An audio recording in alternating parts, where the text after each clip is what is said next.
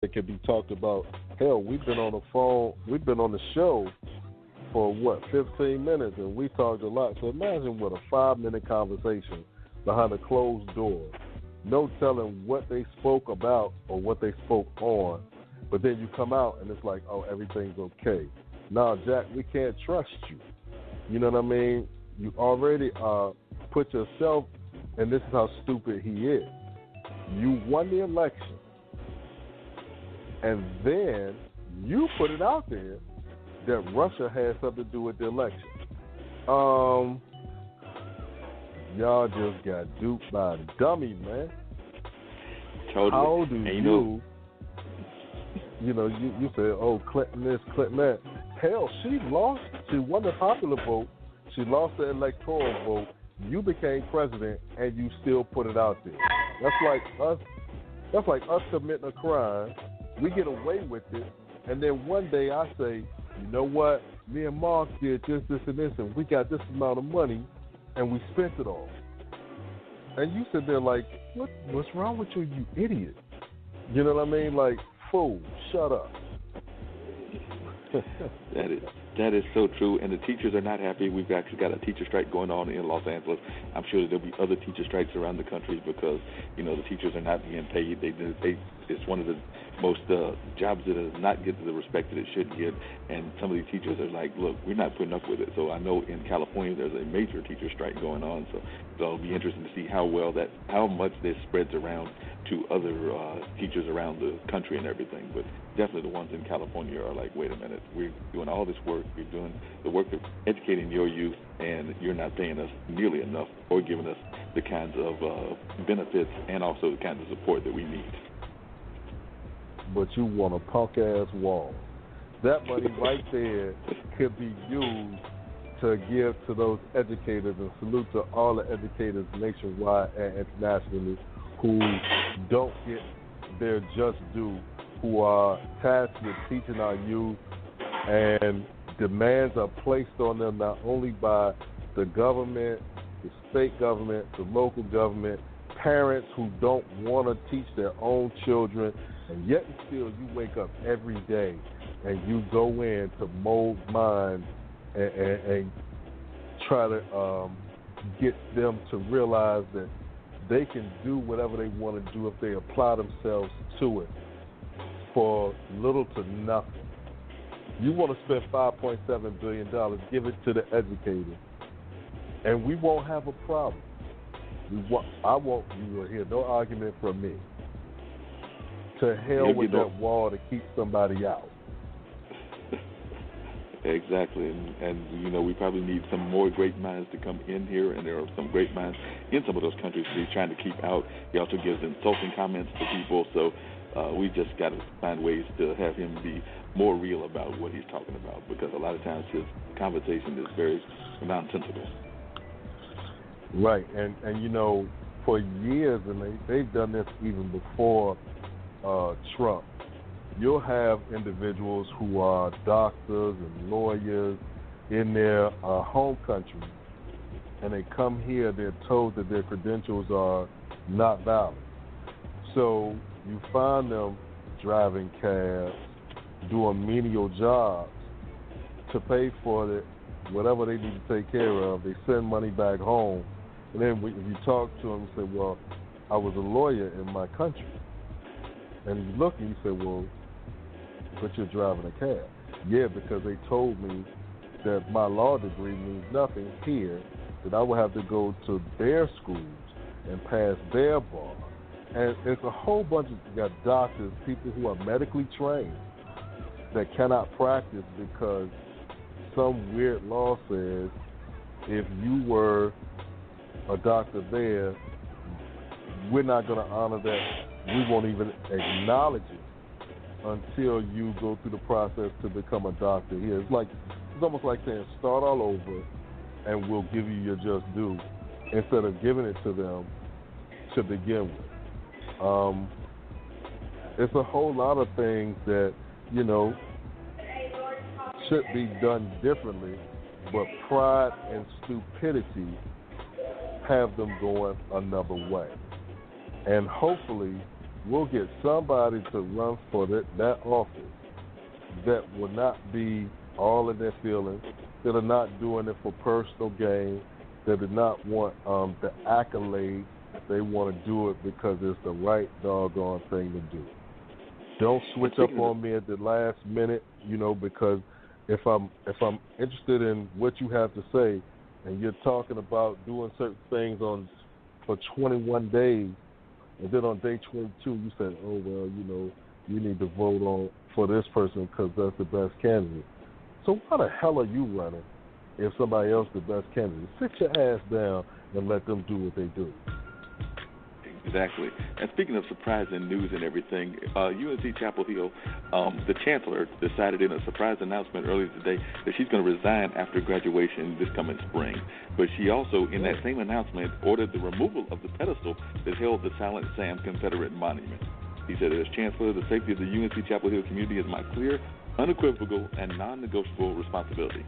She wrote, the presence of the remaining parts of the monument on campus poses a continuing threat both to the personal safety and well-being of our community and our ability to provide a stable, productive educational environment.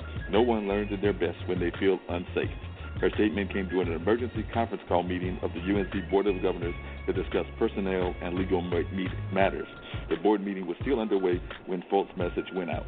She has led the Chapel Hill campus since July of 2013, but there was no indication she was planning to leave. So apparently she decided to leave, but she also decided that she was going to do something that a lot of folks had been wanting her to do for some time now before she left. So she's left with a definite message for the folks on the campus that she was going to do this action. There's still folks that are trying to figure out what to do with the various monuments that have come down in different places. Yeah, because during that time of their self-promotion, that's when they named all of those schools and put all of those monuments up. And now all of that stuff is starting to come down. I'll tell you what you do. You find some land out in those sticks somewhere. You put all that shit up, and you can have a little museum for anybody who wants to go down there and see those raggedy statues. And it is what it is. Or you can just grind them up and use the the stuff you made the monuments with. You can use it for something else. But it should have come down. Nobody wants to see all of that. Yeah, it's history, but it's only one side of history. Everybody's not celebrating this individual right here or this individual here. I don't care about J.E.B. Stewart. I don't care about Stonewall Jackson. I don't give a damn about Nathan Bedford. But, they like, oh, that's our history. Okay, so what? You teach it to us in school and force it down our throats anyway. You start with Christopher Columbus, who found absolutely nothing, but he has a holiday. You know what I mean? So why should I give a damn? Why should anybody that cares and it's about people, I'm not going to just say it's about all black. I'm not going to say it's about all white. It's about all of us. And those things that are offensive to some need to be removed. Point blank, period, no more discussion. Everybody has their, are starting to get recognized, almost everybody. Yeah. And given certain rights and things like that. So along with that inclusion, there should be some exclusion. And all of that racist stuff, take it down, man. Take it down. Yeah, they need to take that stuff down. And, another interesting thing that happened earlier today, which I do not understand, is that apparently Duke University's health systems will start restricting children from visiting patients in Duke hospitals and other Duke Health medical facilities, assigned that this flu season is about to peak, the organization said on Monday. Starting on Tuesday, so that's tomorrow, children ages 12 and under will not be allowed to visit Duke Health hospitals or wards without approval from nurses and doctors or unless there are special circumstances allowing an exemption. In previous years, Duke had restricted the children under the age of 18, but now they're going down to, it looks like, about the age of 12. So area hospitals impose visitation restrictions on children each year when their patient data shows an increase in patients with flu-like symptoms. UNC Healthcare and WakeMed Health and Hospitals announced restrictions last week. So it says that the temporary restrictions will be lifted when flu activity starts falling. So, we are in the middle. Flu season runs from October through May, but typically peaks in January and February. So we're definitely in the peak of it. It says as of January 5th of this month, 16 people have died from flu-related causes here in the state of North Carolina. So it looks like they're definitely trying to make sure that we don't have any kind of outbreak and are trying to restrict folks, and definitely our kids who can be very susceptible. Yeah, I saw there was a thing on Good Morning America this morning, and they said children are like petri dishes. So the individual may have a cold, kids may have a cold, but then they touch the desk or they touch the chalk or, various things in the school, and then you have another child come behind them and touch it, and another child come behind and touch it, and then you got 4 children sick just like that. So the hospital's probably like, you know what? Before you come in and transfer all those germs all around and you got people sick anyway, you might want to take your child to the urgent care and get them what they need. Yeah, that sounds like that's definitely what they're doing. So it looks like that's kind of the activity that they're doing, and seeing if this will curtail things or not curtail things. But hopefully it will. Now, changing the topic just a little bit to sports. I know you're a sports person. I am as well. Your Ravens did not do what they were supposed to do. My Vikings didn't even make the playoffs. But looks like those Patriots, once again, are going to be in the championship game. Hopefully they will not make it to the Super Bowl. I don't know if I can take another Patriots. I want to see Kansas City dig into the Patriots and send them on, come on to the couch. The most overrated. I don't like Tom Brady. The rest of the team, they're fine, but there's something about dude. He just looks like that arrogant type dude. But either way, I don't want to see them win. I would rather see Andy Reid take the Kansas City Chiefs into the Super Bowl, and whether they play the Rams or the Saints, I believe the Saints will be going. And in that case, I'd like to see Drew Brees add on to his statistics as a quarterback. But I would rather see the Chiefs and the Saints in Super Bowl 53. I just don't have a face for them Patriots. I'm with you on that. But for one thing, that would be a great Super Bowl in the sense of the two cities, because that would be almost like a jazz Super Bowl, because both Kansas City and New Orleans have rich music and rich jazz tradition. So, as a one that loves both my blues and my jazz, I think that would be like a jazz Super Bowl. And, of course, they both have rich food traditions as well. So I know that would be played up in the Super Bowl. So I, for one, not just for the game's sake, but also just what can happen for those cities, I would like to see what I'm going to call the jazz Super Bowl, New Orleans against Kansas City.